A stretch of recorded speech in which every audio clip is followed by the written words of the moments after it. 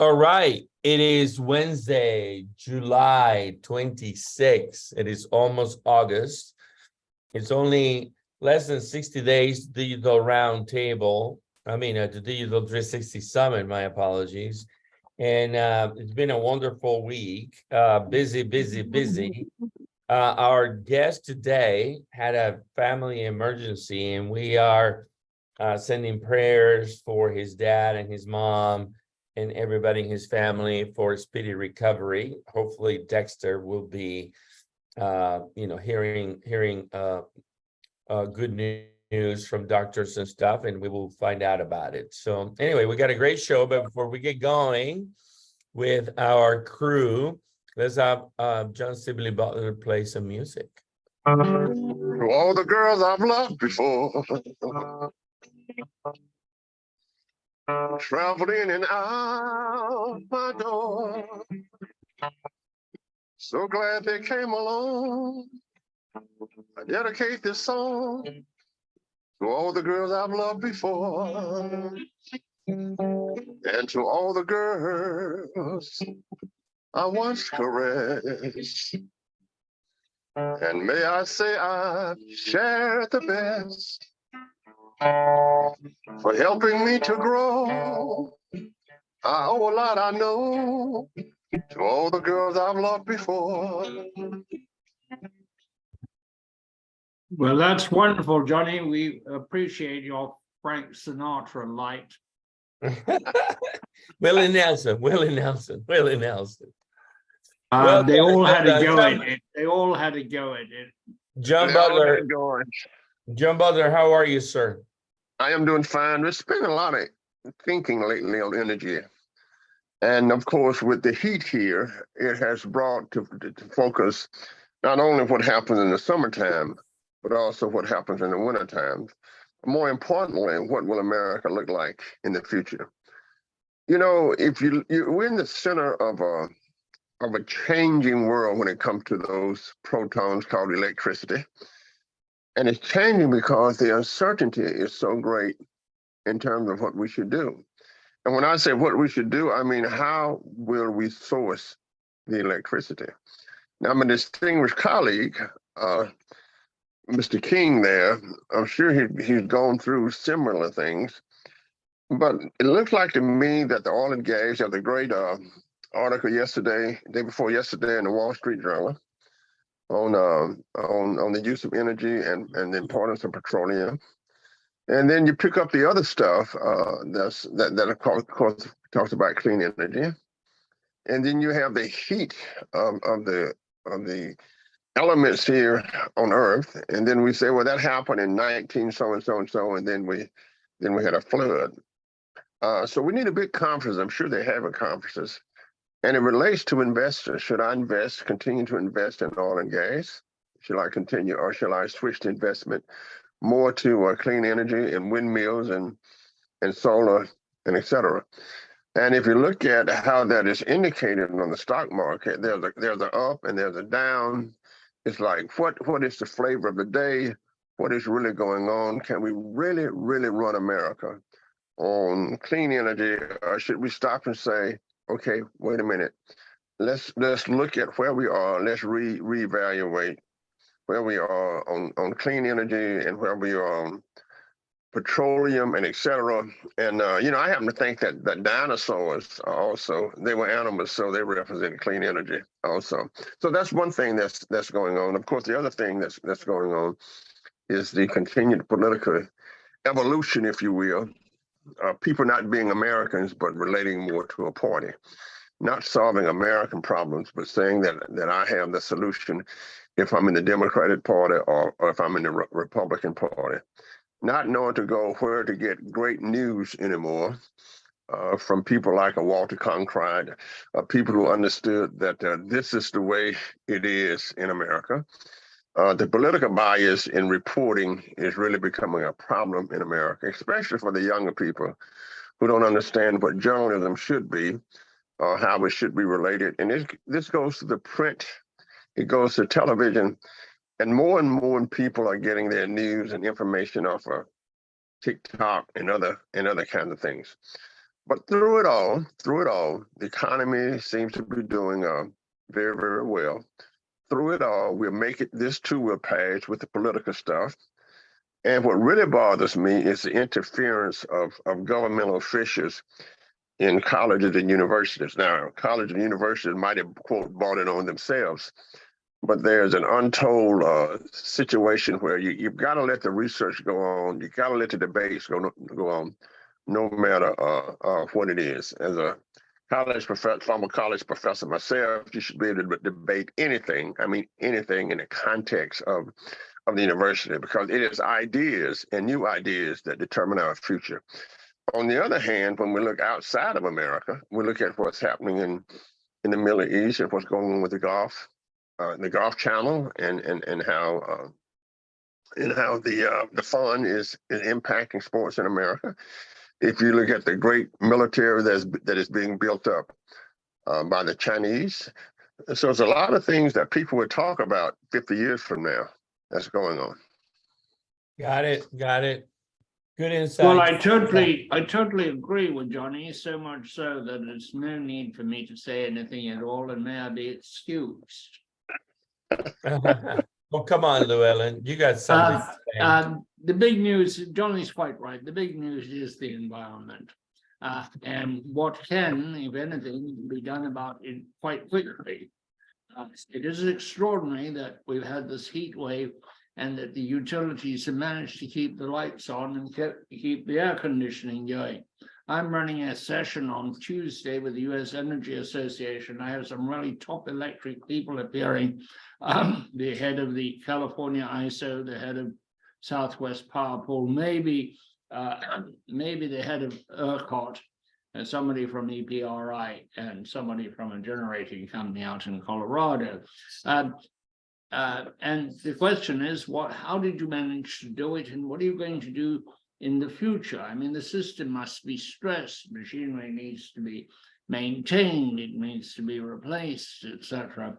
But the big news is, I think, that the ocean currents are now affected. That is huge. That is so huge that the life we have known may not continue if it really happens. It's all based on one report, one study appearing in Nature Communications, and all should, I assume, of the very respected Nature magazine. That I've been watching this for a while. First of all, I became interested in it when I learned that the Mediterranean drains out at the bottom, the cold water drains out and the hot water comes in at Gibraltar. It's the only point where the Mediterranean, but these currents going in two directions, these bicurrental flows, are very important. The big one threatened now is the one which basically brings cold water from the north down to the south and takes hot water from the south up the Atlantic to be cooled in the north. But it's now gravely affected by the melting of ice, putting too much fresh water into the seawater, and fresh water has less density, so it doesn't shrink, doesn't sink as reliably as normal salt water. And if we have a real disturbance in currents, the other one that we worry about is the Gulf Stream. The world we have known has been changed profoundly, and life on Earth will be changed profoundly. We don't know the extent, and we don't know, but the time frame in the Nature Communications article is fairly short. It's between 25 year after next and 2050, and definitely something likely to happen if nothing happens in that time frame by the end of the century, although the flow of this undersea current has slowed. That has been measured to slow. That's very huge. Meanwhile, we're now reaping the consequences of the 20th century. The 20th century had everything happened in it in terms of technology, mobility, the quality of life, but we're paying a price because it was based on carbon fuels. So basically, the big jump forward, the big leap forward was the invention, not of the steam engine, but of the internal combustion engine. And all of that has led to, and it's led to incalculable good. Don't forget that. But now we're having some kind of comeuppance, or at least some time to pause and make correction. And that's being done, but is it being done fast enough? But the environment is going to be a big issue. And so far, it is not dominating the political world as you would expect it should. The Biden administration has been very aggressive on, but it's also been very incoherent. It hasn't explained to the people regularly. We have not had the president. He's had no press conferences. He hasn't put his arms around us and said, we're working on this and we're going to fix it. He's fallen into the sort of antagonistic approach in politics that is so dominating now and which is so destructive.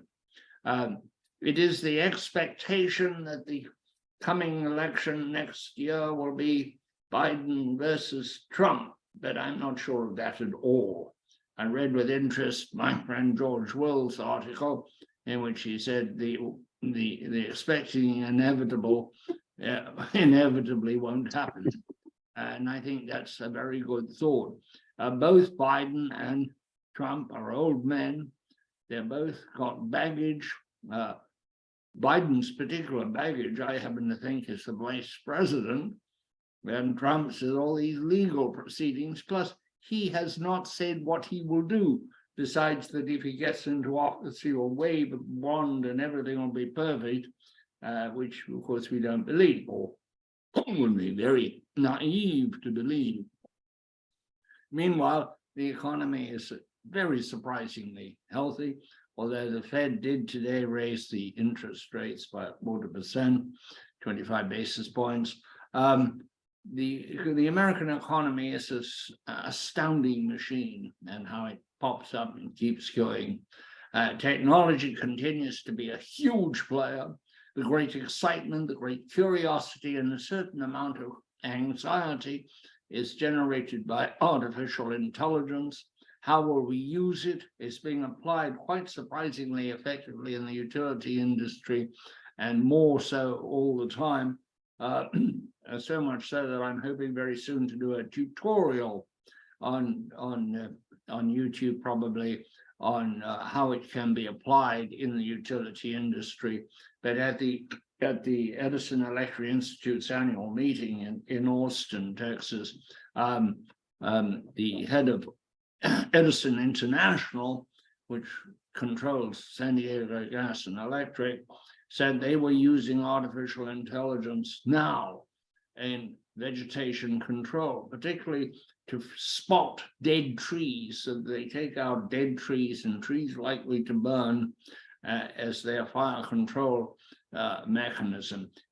Also, you're going to see changes in artificial intelligence. Is going to be of huge importance in distributed energy resources. It's going to manage all these small inputs into the energy supply with a facility that we haven't got at the moment, but which we're moving towards. The utilities are on the move. They are looking, they are changing, they are very, very active, but they have this responsibility that they can't change too fast or we will have a catastrophe. And particularly, we're worried about the speed of change to renewable. So that's a very quick tour de raison, as it were. Well, Yeah. let me comment on that just a minute here. You know, the temperature at the beach, the ocean temperature was 100 degrees plus. What does that mean? The temperature in the ocean was 100 degrees plus in Miami. It's gonna rain a lot. That's what it means. Going to rain a lot. You're going to see a lot of change in ocean life. You're going to see the death of coral. You're going to see cold water species either heading north or heading south. And there's going to be a change pattern in fish disposition in the sea, and everything will change. You can't have, like, you know, wildlife cannot turn on air conditioning. Okay. So let me share my screen and kind of share a little bit of what's going on at ERCOT. You've seen that I do this from time to time, and so this is the grid and what's going on in ERCOT right now. And we are, let's see, demand is 78,000 megawatts and capacity is 86,000, and it's sometime between 4 and 8 p.m. it'll reach 80,000, 81,000 almost, and 91,000. So there's always this, sort of 10,000 spread. Usually 6,000 of those megawatts are on reserves, just in case we get in trouble. The system-wide demand, the load curve of the system is pretty typical. It's midnight, late, early morning. The high load is from 8 a.m. to 8 p.m. kind of thing, all the way to midnight. So this is 70,000 megawatts, 80,000 megawatts. So you can see that at night there's much going on, but the lowest numbers are 50,000 megawatts. So which is what we need to produce to keep things running 24/7, refrigerators and things like that. And you can see that, it's not too hot. Actually, the temperature right now is only 97 in Austin. System-wide, things look pretty stable. Solar and wind are doing their thing. Pretty exciting. Pricing has been exciting. It was a little bit of a peak not too long ago, all the way to $67 per megawatt, $77 per megawatt, and coming down a little bit right now. And then all the way, by 8 p.m., the megawatt will go to about $100. So again, if you are playing the game of, off system sales with peakers, that's when you want to enter the market between 4 and 8 p.m. That's when the money gets made. Very, very interesting times. ERCOT continues to grow. And speaking of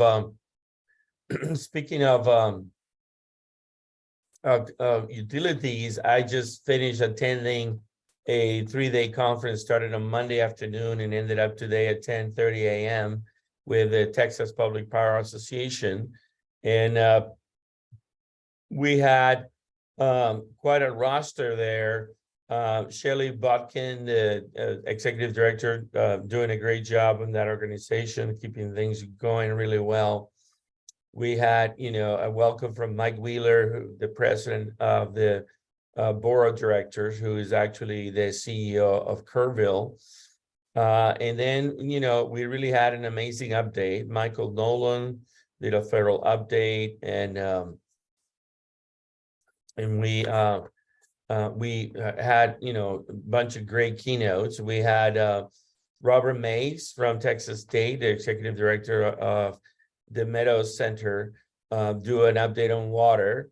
And he actually said something interesting. I had no idea until he spoke yesterday that we have been in 3 years in a row on La Nina, which is usually less rain and more drought. And then we just finally switched to El Nino for the first time in 3 years, which is more rain and less drought. So we should have a wet fall and a wet winter in Texas, God willing. And maybe the lakes can fill up a little bit. And so he did a phenomenal job sharing what's going on with water and the nexus of energy and water. And then we had Kathleen Jackson, the chairman of the PUC, do an update on what the PUC is going forward to, all kinds of new rules and things to help the grid. We had a fabulous update from Pablo Vegas, the presidency of ERCOT. And he's doing a fantastic job. I've known Pablo since 2014 when he was at AEP, and he went on to work at NiSource, and now he's at ERCOT. He's a great guy. And then we had State Representative Todd Hunter, do a phenomenal job closing the legislative update. And he also does an impersonation, even though he's a Republican from Corpus Christi, he does an impersonation of Bernie Sanders, which is hilarious. That was really fun to watch. And you know, I got to hang out with Rudy Garza and Bob Kahn and Mike Wheeler and Danielle Meadows and Gary Miller and Daryl Klein from Garland and all the CEOs of all these utilities. And in general, the sense, which I think it's similar to the feeling that and the feedback that Llewellyn is sharing, is that utilities are moving forward, making changes. There's a lot of funding going on that is in the come. One thing to share with you about the Texas Broadband Development Office, NTIA, the National Telecommunications and Information Administration Agency, just awarded $3.3 billion on broadband for Texas. And so if you are a provider or somebody trying to build broadband capability, middle mile, last mile, as an internet service provider, as a utility of sorts, there's a significant amount of funding that is going to get allocated right away. And obviously, you know, there's the IIJA program that is, you know, bringing some funding down, and then we have the EV charging funding and all kinds of other funding coming. So it's really a lot of money coming down that needs to be dealt with and managed. Very exciting stuff going on. Utilities are on the move. We've talked about it perhaps a little bit, that Elon Musk, you know, it was announced that PG&E had their annual innovation conference. Elon Musk was invited to speak, and PG&E is dealing with all kinds of interesting challenges of growth in managing the grid and managing diversity at the edge of the grid, solar rooftops, EVs, power walls, and things like that. Similar for Southern California Edison and San Diego Gas and Electric. They're really at the cutting edge of dealing with the disruption and how they're going to manage all that. And utilities are looking for help. Patty issued a list of 70 topics where PG&E is asking for help for industry to collaborate and figure out how to deal with all these pressing issues, from wildfire management to everything else. And so lots of new, renowned, updated, forward-thinking behavior and energy, no pun intended, on the utility side. You know, Andres, this is really, really good. And let's put it in world context. Let's look at it and then ask about the sourcing. I think here in America, we'll be very, very creative, right? And I think what will happen is that things will be fine as we go through. But if you were to pull up a chart and look at the energy questions that we have. So I'll pull up a chart here that says the consumption-based CO2 emissions per capita versus GDP per capita. What do you get? Let me just tell you some data here. In countries where people have an average income between 15,000 and 20,000, per capita CO2 emissions are close to the global average of 4.8 per year. In every country where people's average income is above 25,000, the average emissions per capita are higher than the global average. So what that means, of course, is that Ethiopia, Nigeria, India, and et cetera are down. And my question is, in our model of understanding energy and sourcing energy, or where it goes, do we tell the rest of the world to kind of go to hell, or do we look at it more of a global sense and ask interesting questions about where the sourcing will come from? Because remember that as we look around the world, lots of people want to have our standards of living. Llewellyn King just said that we did it all in the 20th century. But we did it all in the 20th century for But- America, But let me give you some more for the interesting. Western world. So what does all that mean? Well, let me answer that with the fact of the following. There's some really interesting data points about energy and how energy is used to deliver everything, right? So we're talking about green energy for the power sector. We're talking about electrification of the transportation sector to leverage that transition to, you know, the smart grid and solar and wind and all that. But here's some interesting facts. So for example, the United States, the farm business in the United States feeds 25% of the globe. So of the 7 billion people, we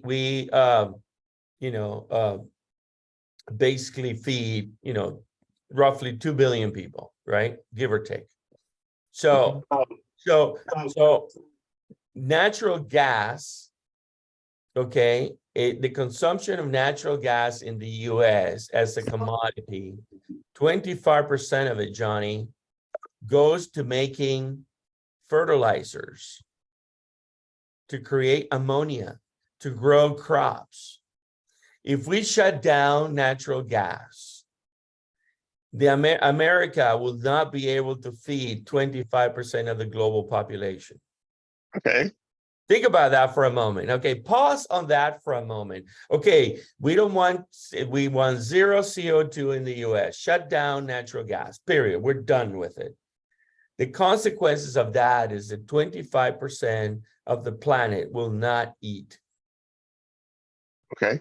Well, that's not going to happen. That's just a hypothetical, because it isn't going to happen. What we are going to see is continued use of natural gas for all of its essential uses, including gas turbines. If you use a modern gas turbine, you have an efficiency of about 64%, and it is at least 60 and probably higher percentage of efficiency in terms of the amount of pollutants going into the atmosphere. They are fewer, much fewer. It's not just carbon dioxide, it's all those other combustion products that coal pushes into the air. We will eventually find a way of capturing efficiently the wasted carbon, and then of course we'll have a large challenge of what you do to it. I mean, the conventional wisdom is you will stick it in the ground. You'll probably create another environmental problem when you do that. In the same way as if you dump too much salt back in the sea, it doesn't get absorbed. It becomes a problem just at the bottom. But we're in change everywhere. The thing is to do it in a steady, relentless way. And I think artificial intelligence is going to help with a lot of these things in the power sector. It's going to make utilities and the whole system more efficient. It's going to make buildings more efficient, a huge user of energy.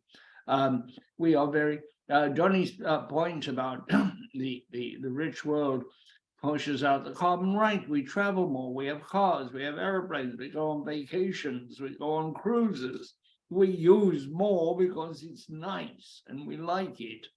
And it's one of the benefits of living in this part of the 21st century, that we have to find a way of having less impact on the planet. And that is happening, but whether it's happening fast enough. I would seriously look at this matter of the ocean currents, which is very serious, and the matter that Johnny raised about 100-degree water temperature of Florida. That is going to damage the fisheries enormously. We're seeing bizarre activity by sharks and whales, which are the most visible sea life, but we're also seeing changes in catches. Cod are now further north. Lobsters have almost left this part where I am in Rhode Island, because they're all moving up to Maine and Canada, etc. They don't care for this bathtub water. The world is changing, and we're changing in it. The challenge is, can we change fast enough in order to... Llewellyn, let me say that we're having this discussion in 1890, and we're just thrilled that the combustion engine has taken away all the pollution that the animals put on the street. It was a Oh, that's nasty true. existence. That's true. Absolutely. I mean, It was a nasty I'm a- existence. And their I'm a- conversations about being nasty and pollution might have been greater than our conversation about what's going on now. well, their pollution was very immediate. It was what the Very animals immediate. were putting on the street and what people were putting on the street out the Right. window.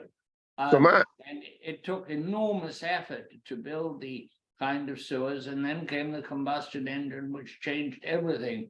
Although the first big change was the external combustion engine, i.e. the steam engine, which began mobility, began the Industrial Revolution, but the big impact on the environment really didn't begin till the 1920s. When there was a wide deployment of these things, a wide use of coal-generated electricity, a wide use, and we had an option to get off using any fossil fuels or very many in electric generation when nuclear came along, and we didn't take it. In fact, we favored, or much of the country favored, coal over nuclear, which now look in hindsight seems a tragic decision. But as we look to the future, it is still very interesting to listen to Andrea's prediction based on what happens when we decease or we stop using a certain kind of source. So, Andrea, let me hear some more about what would happen. So we've got 25%. If we cut back on 25% of natural gas, basically is used to, hypothetically, I mean, and it's a projection, to use to feed the world, fertilizer, and et cetera. And give me some more percentages, because I find this quite interesting for conversations. And I'm talking about the sourcing of where will the power grid get their source from. Let's look at some more of that data and think about what we need to do in other countries to understand what's going around the world. Yeah, I mean, my take on it, Johnny, is that, I get the fact that, over the last 40 years, the temperature average in the planet has increased 2 degrees. That's it, 2 degrees. And, like it or not, we have a way of living that we have created that depends on all kinds of sources of energy to, move vehicles around, make food, build houses, create cement, electrify houses, homes, so that we can go out at night. I don't see how we entirely change all that. We can, little by little start doing different things. But here's another interesting data point, right? In the journey of, no CO2, which, by the way, it's not that we don't want any CO2. I need to remind the audience that if there was no CO2 in the planet, which we don't need because it kills us, the green plants would die because they actually need CO2 to live. We just need to figure out how to control this little edge of CO2 that perhaps creates conditions that we don't want. Right? Nobody is suggesting that we're going to get rid of CO2. And what you say is quite right. It's like we need a low level of radiation as well. If we didn't, that's right. There's a word, I forget what the word is, that describes de minimis radiation, and it's not good for human beings. But when you read the propaganda, Llewellyn, the propaganda is, CO2 is bad, we need to get rid of it, right? And so, but we're dealing here with the real world, not with the propaganda. Well, let me. I have been fighting the propaganda quite aggressively for quite a long time. Let me make the point that I'm trying to make, please. So the other data point that is really interesting about unintended consequences, right, is that in order to move to electrification of transportation with batteries, we need not only more lithium ion, but we need cobalt and manganese and copper and platinum and all these other metals that go into these batteries. And that requires, according to the experts, the mining needs to increase just for the production of the US to have 50% of the cars being electric by 2050, the mining output needed is 1,000 times the current mining output. 1,000 times. And we're not mining in the US anymore because mining has issues. Mining is not good for humans. We should be doing mining with robots or other things, right? But how do we get our cake and eat it too, in terms of, shifting, right? And so I think that we still don't have the answer, and we're in a journey of transition, clearly.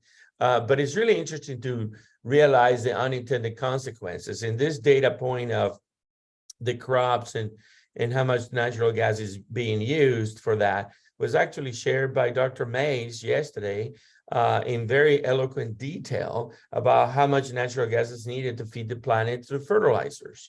And there's more and more unintended consequences. So given the fact that the third world countries, the underdeveloped countries wanting to live like we do in the US are in the same journey of growth and trying to replicate our lifestyle, I really don't see, Johnny, how we actually, bring that number down, because China and India and all these other countries are trying to emulate how Europe and the United States live and enjoy life.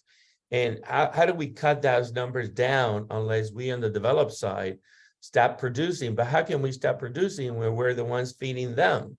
So it's a really interesting cycle of life that I'm not so sure a lot of people have the math and done all the homework needed to figure it out.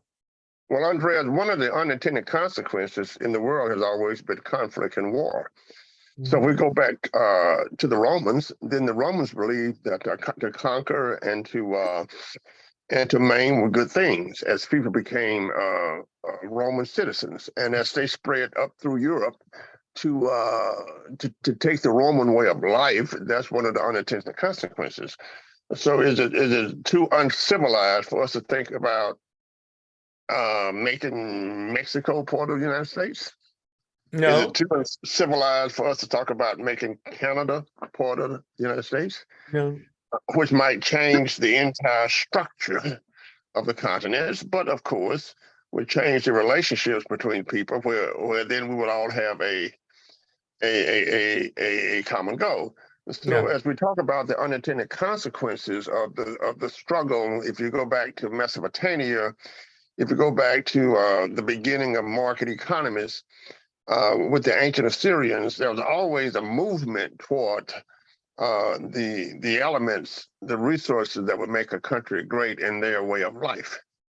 So but think about this for a moment. Pause for a moment and say, we all agree, and I'm a big fan, that Elon Musk is our Da Vinci, our Newton, our Steve Jobs of the times, right?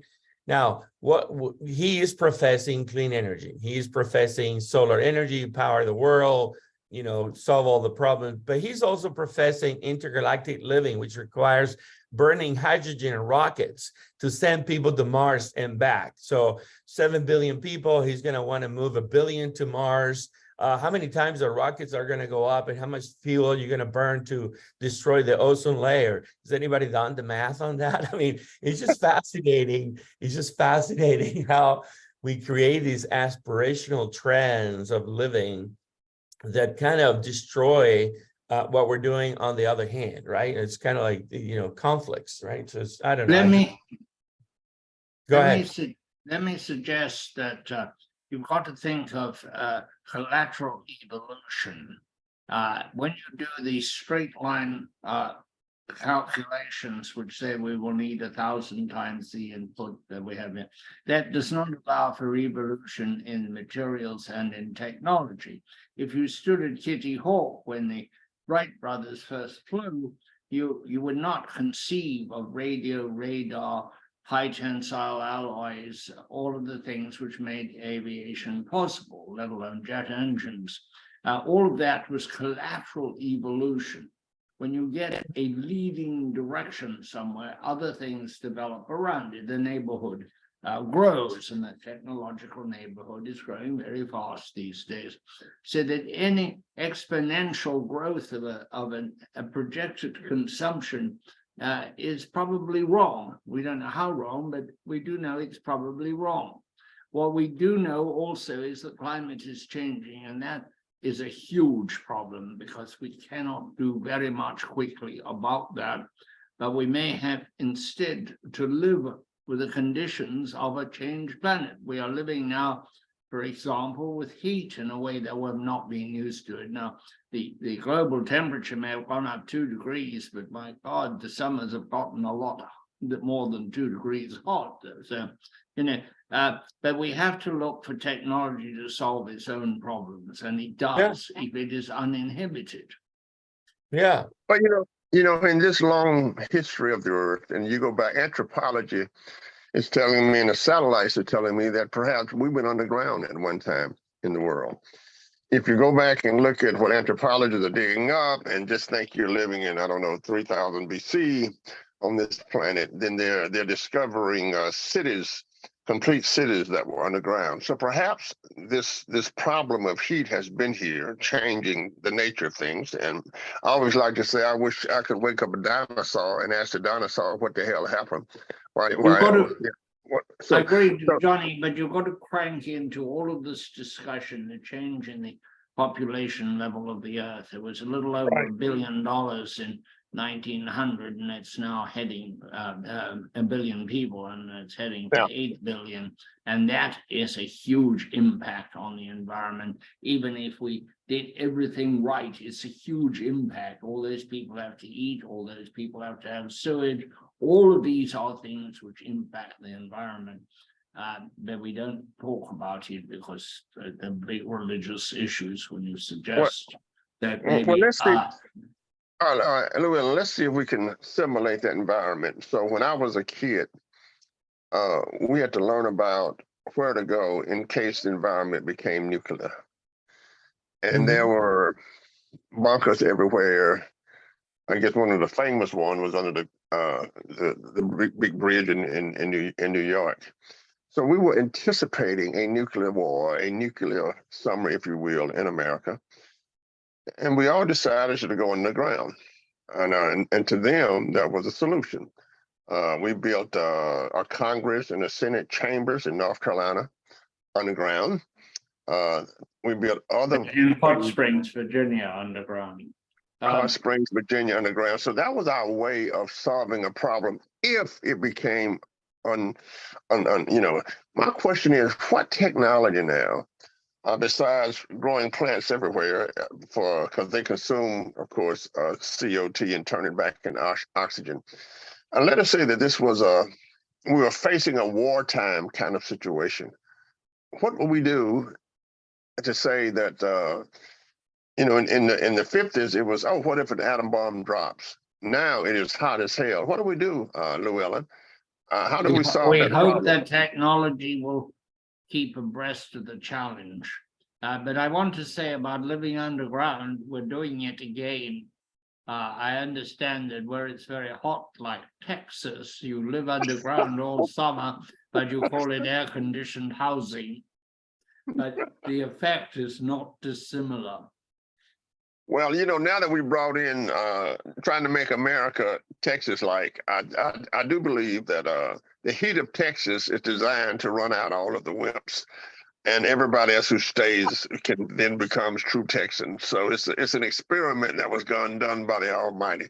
No, but how do we do it? The Texas troglodyte 3 months a year does not come outside because you can't even get in an automobile. It's too hot. You might touch it and get a 3rd-degree burn. The situation where things are changing, the evolution, we have to hope that there's technological answers, as there have been so many technological answers to so many things, because that's all we have is technology. We don't have a lot of faith in our political systems at the moment or our leadership. We have enormous faith in technology, and so far it's come through remarkably well. We've pushed back infectious disease. We've made aerial transportation safe and abundant. We've come a long way, and now we're just trying to sort out and clean up some of the mess which anything leaves behind it. Of course, every motion has a country motion. Yeah, you would love this Texas story. We had a small plane crash into a house. Everybody survived. They didn't get hurt until they stepped out on the heat of the the heat of the roof, and they got burned when they got out of the airplane. So that's a good story. But I agree, Andrea. Do you have any more data on projections? What did they talk about when you were at that great conference about the heat wave and solving the heat wave and making everybody cooler in the future? Say 20 years, 30 years, or 40 years down the line. Yeah, I mean, you all know really well that the challenge, I'll just explain it simply, this whole thing about heat and radiation, right? What makes challenging for us is there's a borderline limit, and it's a very small amount of, right temperature, right heating, but it's the UV light in the spectrum of light, right? It's the blue light. And so somehow when you get rid of that UV light, there is no heat, right? So for example, you probably all have touched an incandescent light bulb, and as time goes on, it gets warmer and warmer and warmer. When an LED light bulb, if you have one at home, or if you have done this or not, if you touch an LED light bulb, it never gets hot. And the reason why LED light bulbs consume less energy, are brighter, and don't create any heat, is because they block the UV light. And so we need somehow, Johnny, a method of creating some refracting light particles that get thrown up there in the sky, and that the UV lights just don't come down as many, and everything will be solved, something like that. Well, you touch on something very interesting, because I was just having breakfast with a friend of mine at Brown University, and he mentioned that at some point one of the big volcanoes, Krakatoa, possibly, I don't know which, had put up basically a shield into the atmosphere, and there had been cooling. I think it was a sulfur dioxide shield. I'm not sure what he said it was, but well, so I do have this feeling. I have no science behind it. It's only a feeling that maybe we're trying to make the horse run faster. We should invent the wheel. That's a good one. That's a good one. That's a good one. Yeah, I think the other challenge of all this, Johnny, and with the data, right? The vehicles and getting them all electric and all that, and that's really never going to happen. It's just affordability, right? Think about the notion of how much the last 10 years or 8 years of the Discord has to do with diversity and equity and so on, right? And I cannot think of a most inequitable and unfair innovation trend than trying to get rid of CO2 by promoting EVs and solar panels and power walls, because only the rich can afford them. Well, that is true. We need to restate that, because I'm being picked on here. We need to restate this. We can only guarantee equal opportunity in America. We can't guarantee equity. Right. Equity is a term of outcomes. You cannot guarantee outcomes. So Evan Hayes and I finished high school at the same time in the state of Louisiana. He went on to make millions and millions of dollars playing basketball. I went on to be a professor. So what I find interesting is that you got to get rid of these terms, diversity, equity, whatever, and go back to equal opportunity. America is based on equal opportunity. And that means, what that means is that, and by the way, most of the wealthy people in America started out very, very poor. They did not come from, they did not inherit their wealth. So we want to keep that system alive, so we can say that, you want to strive to drive one of these cars. And then, of course, the politicians might take care of everybody else. But, you cannot guarantee equity. That's a bad term. It's equality. And that's what's wrong with Well- what is called DEI. You gotta go with equal opportunity, and you're not concerned with what people say about each other, you know, and et cetera. And you put the economy at the center of everything. Right. What do you think If about you- that, Llewellyn? I want to hear my Llewellyn's comment on that. Well, yeah, my comment on it is you've got to level up at some time. There's a phenomenon which farmers know about in ponds, in which basically it sounds as though physics has been reversed, but where the hot water gets to the bottom and the cold water gets to the top. And you can see some of that when the surface of a pond freezes, although the water inside is warmer. So you've got the general concept here. Now, it seems to me that societies develop a kind of rigidity after a while, and that rigidity needs change. Now, how you do it, you could do it by revolution, or it's happened by war. For example, the Second World War was enormously liberating and did a great deal for underrepresented people in America, because the American class system was shattered. And in Europe, likewise. I mean, you can argue that France was basically feudal until the Second World War, and you can't argue that after the Second World War it was feudal. In England, that was very apparent. I'm reminded of the number of people in the Jewish intellectual community and in the American Jewish community who had no opportunity in certain directions before the war and did afterwards. So there were certain law firms would not look at a Jew, let alone a black, would not look at a Jew. You have to keep society moving. You have to keep the water going from the hot to the cold and the cold to the hot, or you get rigidity, you get aristocracy, and you get a deadening effect that in the end stops innovation, both social innovation and technological and emotional innovation. And what you just described is being able to take your problem to the market. That's what you just described. And it's No, you're trying to fit an answer to a question that is not appropriate to the question. It's a nice answer, but it doesn't belong there. As long as I have something to take. As long as I have something to take to the market, I'm fine. The right question, Johnny, not the right answer, and then find what you just said was the question. What you just said was the free market is the most explanatory thing we've had. So you used the example of the exclusion of the Jewish group in Europe, but they used the free market.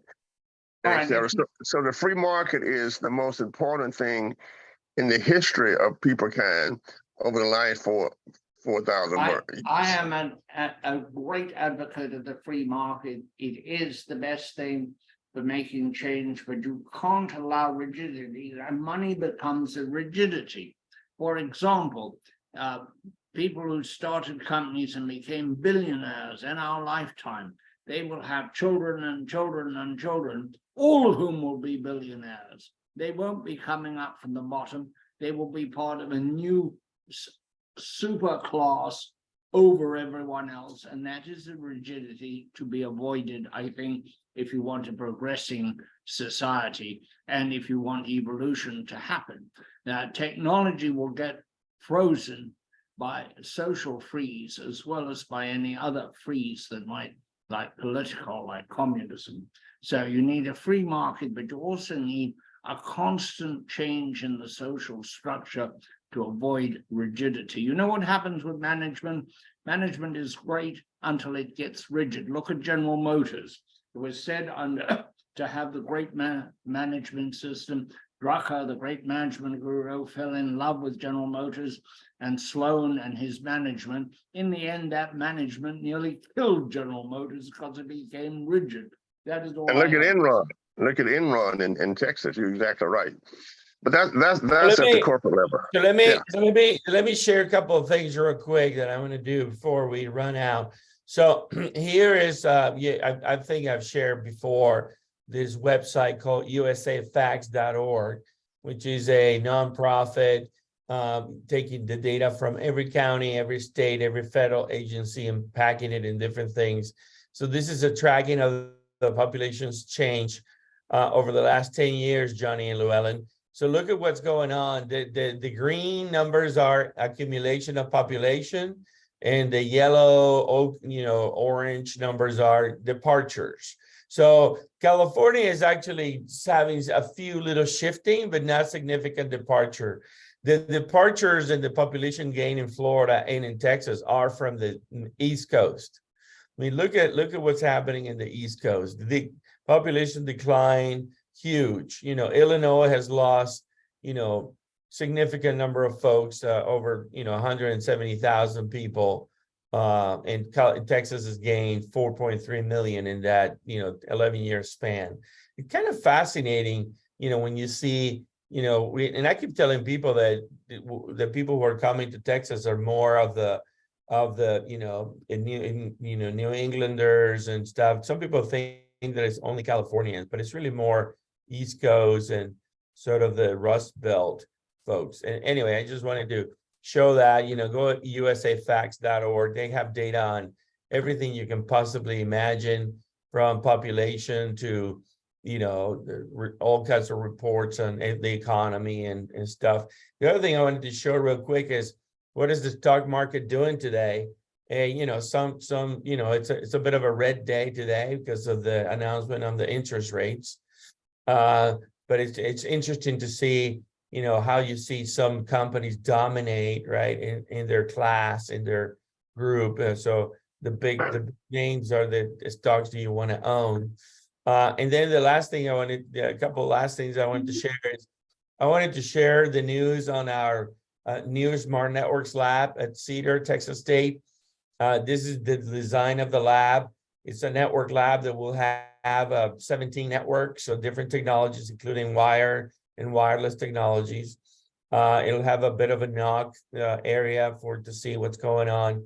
This lab will be ready to go in the next 30 days or so.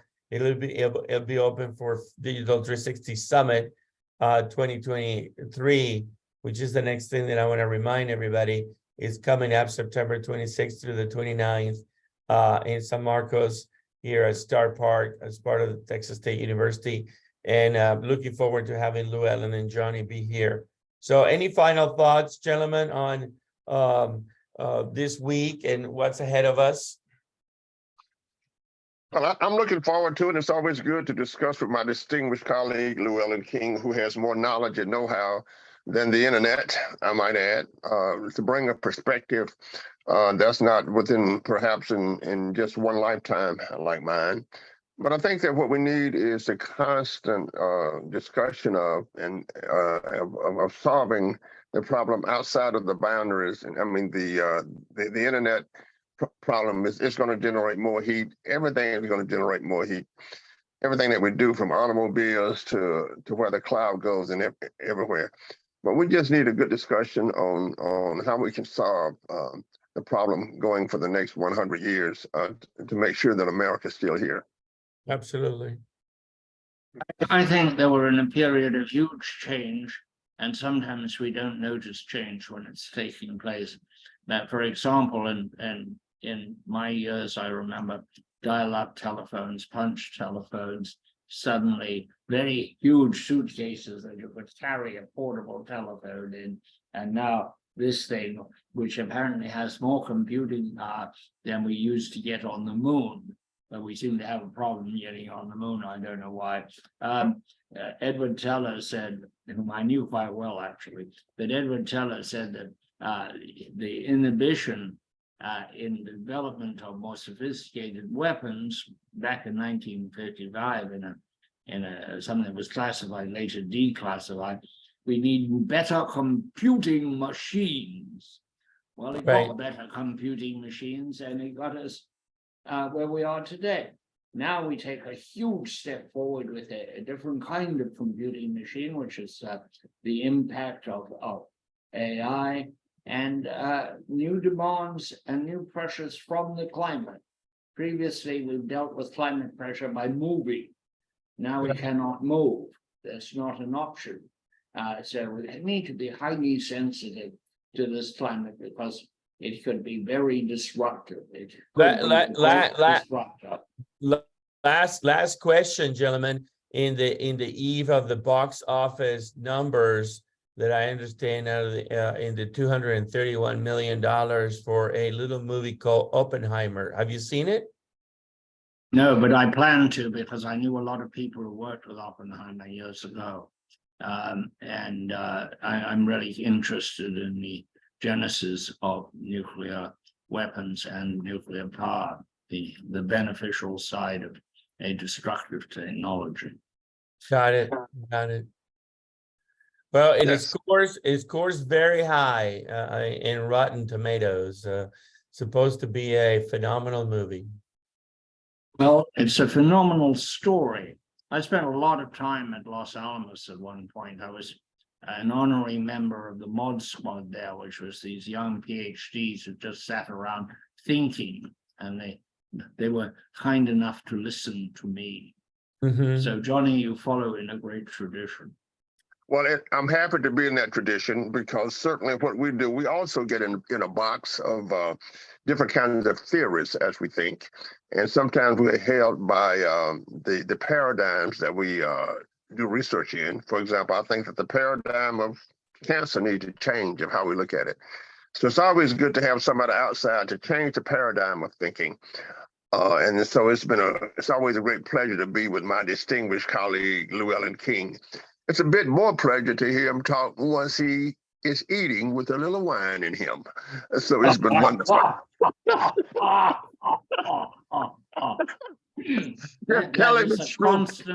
That is a constant in the human condition. It is improved with a little wine. The Congress of the United States worked a lot better, and I was up there when we all went up there to get a drink, because every congressman practically had a bottle in the drawer and was keen to get it out and an excuse to get at it. It's changed now. Everybody drinks water, nobody talks, nothing is resolved. Yes, well, it was great having you at the headliners, overlooking the great city of Austin, and having a great meal and talking about how to solve the problems. Okay, I've got to go. I'm very busy. Cheers, guys. Bye, guys. Thank you Take for care. Bye-bye. Johnny. Take us away. Take us away. It's a lesson that's too late for the learning. Made of sand, made of sand. In a week of an eye, my soul is turning in your hand, in your hand. Are you going away with no word of farewell? Will there be not a trace left behind? Woo! All right, Johnny. Okay. Hey, Nice. Johnny, I hear that you're lined up to do an interview on Saturday with AJ. Is that correct? 7:29 between 10 a.m.